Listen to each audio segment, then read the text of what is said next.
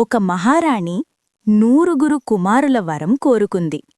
ఒక మహారాజు ఒకే బాణంతో తన జీవితాన్ని తలకిందులు చేసుకున్నాడు.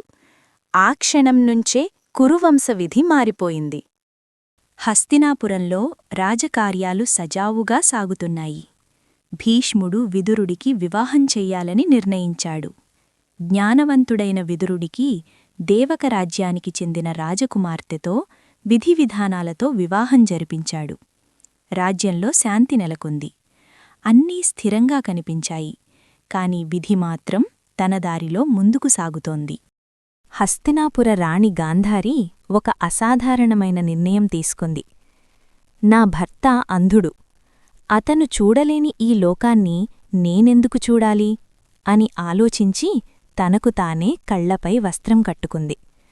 ఆ రోజు ఆమె ఎంచుకున్న చీకటి కురువంశ భవిష్యత్తును పరీక్షించబోతోంది. ఒకరోజు వ్యాసమహర్షి తీవ్ర ఆకలితో హస్తినాపురానికి వచ్చారు. గాంధారి స్వయంగా ముందుకు వచ్చింది. పాదాలు కడిగింది, ఆహారం పెట్టింది, గౌరవంగా సేవ చేసింది.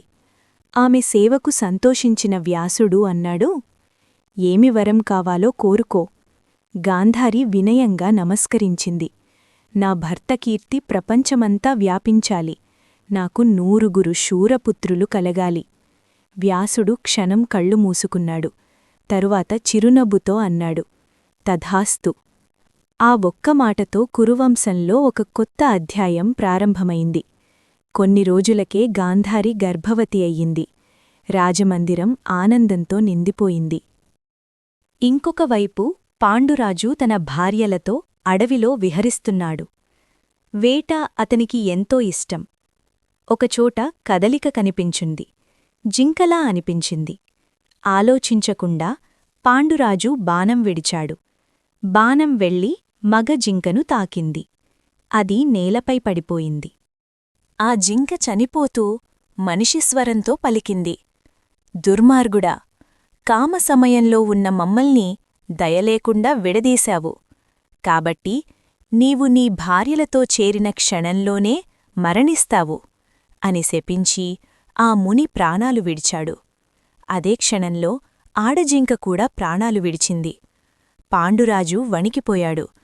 అవి సాధారణ జింకలు కావని, మునిదంపతులని అప్పుడే అతనికి అర్థమైంది. అతని చేతిలోని ధనుస్సు జారిపోయింది. గుండెనిండా పశ్చాత్తాపం. ఒక మహాచక్రవర్తి ఇప్పుడు శాపభారంతో నిలిచిపోయాడు. ఈ శాపంతో నేను రాజ్యాన్ని పాలించలేను అని నిర్ణయించుకున్నాడు.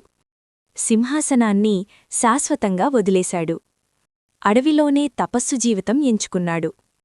ఒకవైపు హస్తినాపురంలో గాంధారి 100 కుమారుల ఆశతో గర్భవతి. మరోవైపు అడవిలో పాండు శాపంతో జీవిస్తున్నాడు. 2 మార్గాలు, 2 విధులు. కాని అవే కురుక్షేత్ర మహాయుద్ధానికి పునాదులయ్యాయి. ఈ శాపంతో పాండవు తన భార్యల ద్వారా సంతానం పొందలేడు. అయితే పాండవులు ఎలా జన్మించారు? గాంధారి గర్భంలో నిజంగా ఏమి జరిగింది? తదుపరి భాగంలో దైవీయ రహస్యం బయటపడుతుంది.